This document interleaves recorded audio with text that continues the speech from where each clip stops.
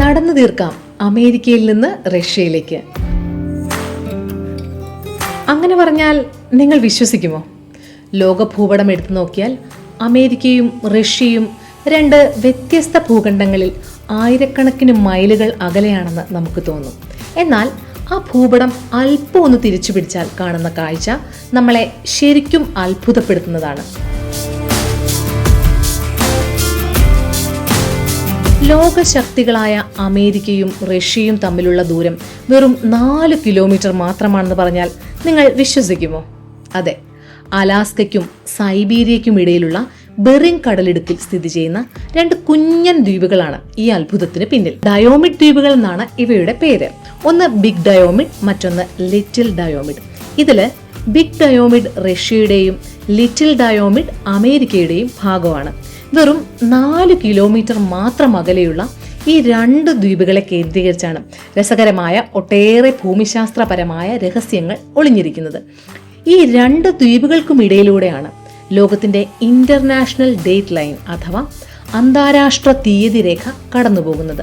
അതുകൊണ്ട് തന്നെ ഭൂമിശാസ്ത്രപരമായി നോക്കിയാൽ ഈ ദ്വീപുകൾ തമ്മിൽ 21 മണിക്കൂറിന്റെ സമയവ്യത്യാസമുണ്ട്. അതായത് ലിറ്റിൽ ഡയോമിഡിലുള്ള ഒരു അമേരിക്കക്കാരൻ തൊട്ടപ്പുറത്തുള്ള ബിഗ് ഡയോമിഡിലേക്ക് നോക്കിയാൽ അദ്ദേഹം കാണുന്നത് വെറും ഒരു മഞ്ഞുപാളിയല്ല, മറിച്ച് തന്റെ ജീവിതത്തിലെ നാളെയാണ്.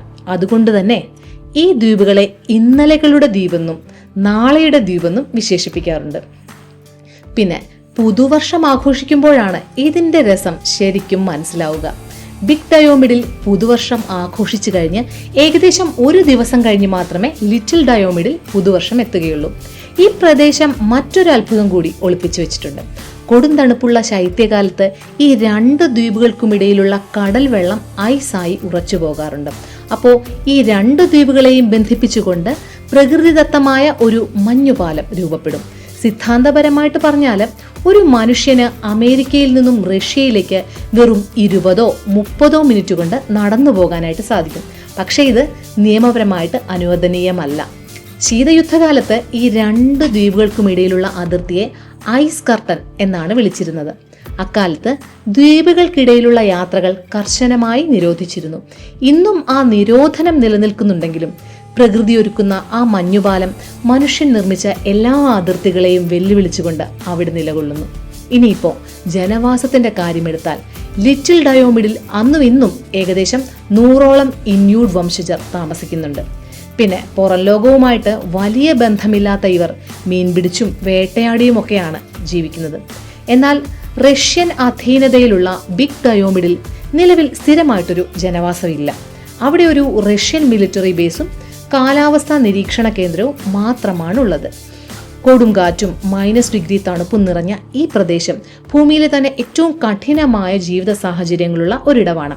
ലോകത്തിന്റെ അറ്റത്ത് 2 വൻ ശക്തികൾക്കിടയിൽ കാലത്തിന്റെ അതിർവരമ്പുകൾ മായുന്ന ഈ ദ്വീപുകൾ പ്രകൃതിയുടെ വലിയൊരു വിസ്മയമാണ്. ഒരേ സമയം 2 രാജ്യങ്ങളെയും 2 ഭൂഖണ്ഡങ്ങളെയും 2 ദിവസങ്ങളെയും ഒരുമിച്ച് കാണാൻ കഴിയുന്ന ലോകത്തിലെ ഏക ഇടം ഒരുപക്ഷെ ഇതായിരിക്കും.